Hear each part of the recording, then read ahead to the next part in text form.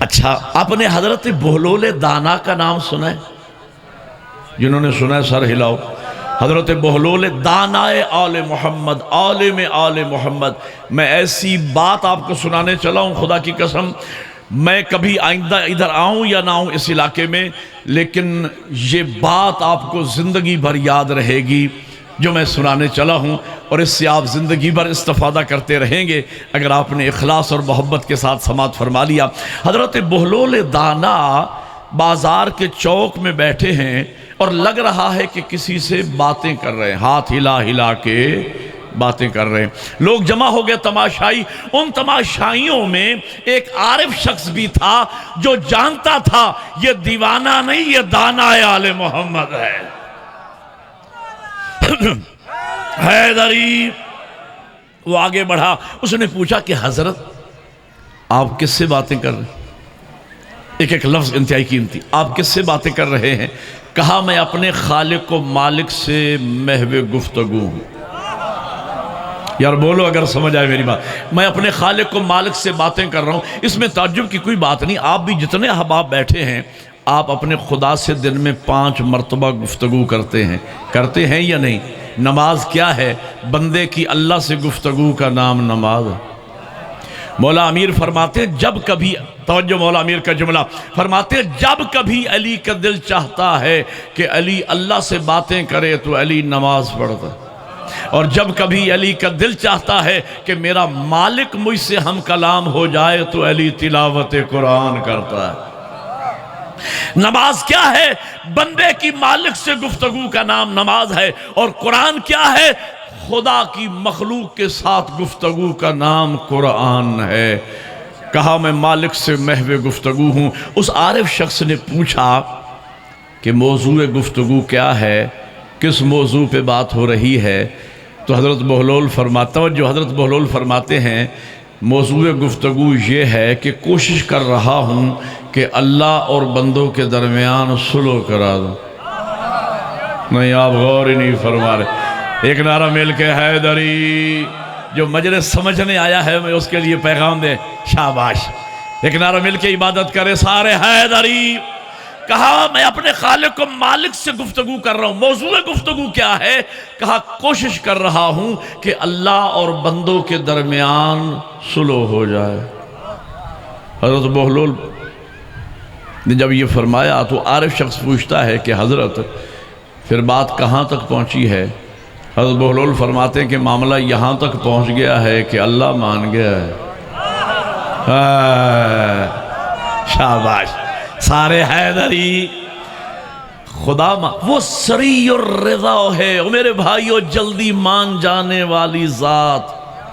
خدا کتنا جلدی مان جاتا ہے۔ قصص الانبیاء میں نے پڑھا ہے، حضرت موسیٰ علیہ السلام کا زمانہ قحط پڑ گیا، جانور بھوکے مرنے لگے، لوگ آئے حضرت کے پاس، حضرت دعا کریں بارگاہ توحید میں، آپ کلیم اللہ ہیں، تاکہ باران رحمت کا نزول ہو اور قحط ختم ہو، اس لیے کہ جانور بھوکے مر رہے۔ حضرت نے ایک میدان میں مخلوق خدا کو جمع کیا، دست دعا بلند کرنا چاہتے تھے۔ توجہ رکھنا، میں آپ کا ایک لمحہ ضائع نہیں کرنا چاہتا۔ دست دعا بلند کرنا چاہتے تھے کہ کریم کی آواز موسیٰ، اس مجمع میں میرا ایک ایسا نافرمان شخص موجود ہے کہ جب تک وہ مجمع میں موجود رہے گا میں تیری دعا بھی قبول نہیں کروں۔ حضرت نے ہاتھ نیچے کر لیے اور خطاب کیا مجمع سے کہ جو جانتا ہے، ظاہر ہے کہ انسان نہ اپنے آپ کو دھوکہ دے سکتا ہے نہ خدا کو دھوکہ دے سکتا ہے، وہ جانتا ہے کہ کون ہے۔ اللہ فرما رہا ہے ایک میرا ایسا نافرمان و گناہگار شخص ہے، جب تک وہ نکلے گا نہیں میں دعا قبول نہیں کروں گا، تو جو بھی ہے وہ نکلے تاکہ میں دعا کروں اور باران رحمت کا نزول ہو۔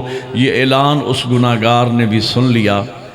میں نے بتانا ہے کہ خدا سے رابطہ کتنا آسان ہے، آنکھیں بند کی اور ڈائریکٹ رابطہ کر لیا۔ پروردگار تو جانتا ہے کہ میں گناہگار ہوں، یہ نہیں جانتے کہ میں گناہگار، اور میرا اللہ میں یہاں سے نکلوں گا برباد ہو جاؤں گا، میں زندہ رہنے کے قابل نہیں رہوں گا۔ میرا اللہ اخلاص سے نیت کے ساتھ میں تیری بارگاہ میں توبہ کرتا ہوں، میرا اللہ معاف کر دے میرے گناہوں کو۔ بس معافی کا نام آیا، ٹھنڈی ہوائیں چلنے لگی۔ ابر رحمت آ گیا، ابر رحمت برسنے لگا، جل تھل ہو گیا۔ حضرت موسیٰ نے بارگاہ توحید میں عرض کیا پروردگار وہ گناہگار نکلا نہیں، میں نے دعا مانگی نہیں، باران رحمت کیسے ہوئی؟ کریم کی آواز آئی موسیٰ اسی کی وجہ سے ہوئی، اب وہ میرا ہو گیا ہے، میں اس کا ہو گیا۔ شاباش حیدری، بہت زیرک مجمع خدا کی قسم، وہ میرا ہو گیا ہے میں اس کا۔ اگلی بات سمجھنے والی ہے، وہ میرا ہو گیا ہے میں اس کا ہو گیا ہوں۔ تو ایک مرتبہ حضرت موسیٰ عرض کرتے ہیں پروردگار میں جو تیرا کلیم ہوں، خلیل ہوں، مجھے تو بتا وہ بندہ ہے کون؟ کریم کی آواز آئی موسیٰ کیسی باتیں کرتے ہو، جب میرا نافرمان تھا میں نے اس وقت نہیں بتایا۔ شاباش، ایک نعرہ حیدری۔ اب تو وہ میرا ہو گیا ہے موسیٰ، میں کیسے تجھے بتا دوں؟ کتنا جلدی مان جانے والی، کتنا کریم و مہربان ہے وہ خدا۔ اجازت ہو تو آپ کو آپ کے معصوم امام کا فرمان سنا دوں؟ آپ کے اور میرے چوتھے امام علی زین العابدین علیہ السلام، درود پڑھے نا حضرت کے نام پہ بلند ہو۔ ایک شخص آتا ہے میرے چوتھے امام کی بارگاہ میں، حضرت حسن بصری سے سن کے آ رہا ہوں، توجہ، حسن بصری یہ کہہ رہا تھا کہ مجھے تعجب ہے گناہگار کے جنت جانے پر۔ آپ کو 5 قصیدوں جتنا لطف آئے گا۔ امام کا فرمان ہے، اس کی نسبت تو نہیں دینی چاہیے کسی شاعر کے ساتھ، کلام معصوم ہے، لیکن لطف آئے گا آپ کو اگر آپ نے توجہ فرمائی۔ جی تو کہا کہ میں حسن بصری سے سن کے آ رہا ہوں، حسن بصری یہ کہہ رہا ہے کہ مجھے تعجب ہے کہ ایک گناہگار شخص جنت میں جائے گا تو کیسے؟ امام فرماتے ہیں کہ حسن بصری غلط کہہ رہے ہیں۔ حسن بصری غلط کہہ رہے ہیں۔ مولا آپ کیا فرماتے ہیں؟ امام فرماتے ہیں کہ مجھے اس بات پہ تعجب نہیں کہ گناہگار جنت میں کیسے جائے گا، مجھے تعجب اس بات پہ ہے کہ اللہ کی اتنی رحمتوں کے ہوتے ہوئے کوئی گناہگار جہنم میں کیسے جائے گا۔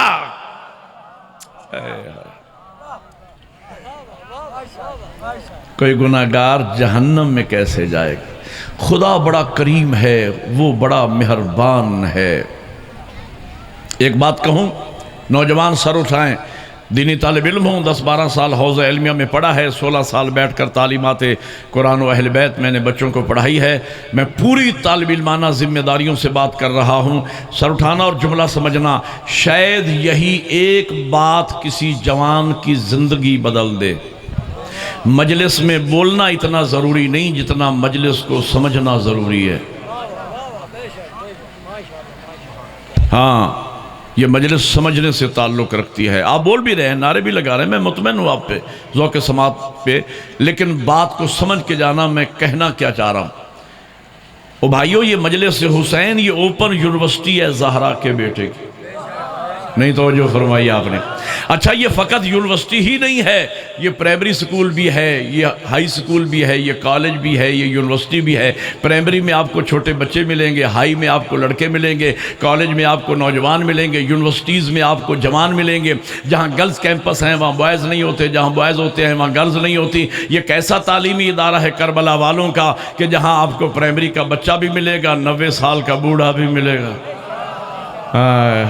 یہاں میری مائیں بہنیں اور بیٹیاں بھی امام حسین کی اس اوپن یونیورسٹی کی سٹوڈنٹ ہیں، اور میرے قبلہ دنیا کے تعلیمی اداروں میں اور مکتب اہل بیت کے اس تعلیمی ادارے میں، اوپن یونیورسٹی میں زمین و آسمان کا فرق ہے۔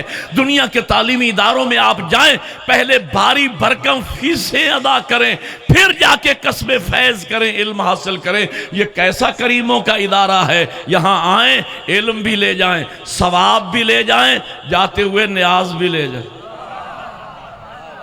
شاباش حیدری، یہ کریموں کی درسگاہ ہے، یہاں خیرات علم تقسیم ہوتا ہے۔ اور میرے بھائیوں، اگر دین سمجھنے کے لیے انسان مخلص ہو جائے خدا کے ساتھ تو دین بہت جلدی سمجھ آ سکتا ہے۔ زنور بھائی، میں ایک بات کہنے چلا ہوں، بڑی مہربانی۔ علی ولی اللہ، علی ولی اللہ، اللہم صلی اللہ۔ مولانا میں ایک بات کہنے چلوں، میں نے ایک روایت میں پڑھا کہ ایک دیہاتی شخص، عرابی دیہاتی، دور نزدیک علاقے سے دن رات کا سفر کرتا ہوا اونٹنی پہ آتا ہے، حضور کی کچہری لگی ہے، سادہ اتنا ہے کہ اونٹ سے بھی نہیں اترتا، وہیں بیٹھے بٹھائے حضور کو سلام